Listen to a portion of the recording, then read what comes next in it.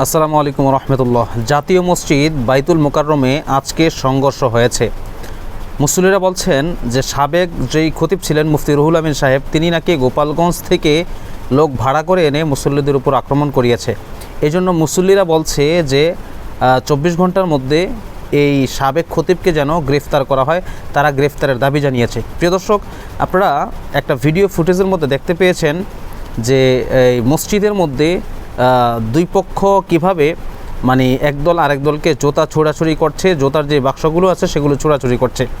এখন আমি একটা কথা বলতে চাই আমি আপনাদের কাছে, সেই বিষয়টা হলো একজন ব্যক্তির আরেকজন ব্যক্তির উপর আক্রোশ থাকতেই পারে, তার দোষ ত্রুটি বিবেচনা করে তার দোষের উপর কেউ চড়াও হতেই পারে। তার বলে কি আল্লাহ পাক রব্বুল আলামিনের যে পবিত্র ঘর মসজিদের মধ্যে এমন একটা কাণ্ড ঘটবে? বাংলাদেশের জাতীয় মসজিদের মধ্যে যদি এরকম একটা কাণ্ড ঘটে, তো এই সারা বিশ্বের মধ্যে বাংলাদেশের ভাবমূর্তিটা কেমন হবে বলেন?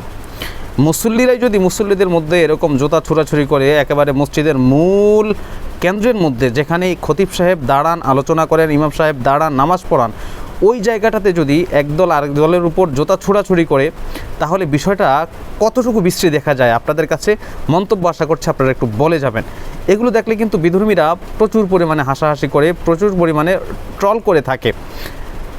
এই জিনিসগুলো না করে যেই ব্যক্তির উপর আক্রোশ আছে, আপনি সেই ব্যক্তির সাথে কিছু করতে পারলে করেন, অথবা সেই ব্যক্তি যদি অপরাধী হয়ে থাকে তাকে আইনের আওতায় এনে বিচারের দাবি জানান।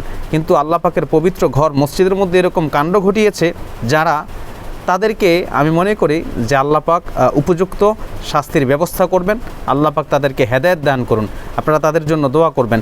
আর এই বিষয়ে কমেন্টের মধ্যে আপনাদের মন্তব্য চাচ্ছি যে সাবেক যে আছেন, খতিব আছেন বাইতুল মোকাররমের মুফতি রুহুল আমিন সাহেব, তার ব্যাপারে তার উপর মানুষ এত ক্ষিপ্ত কেন?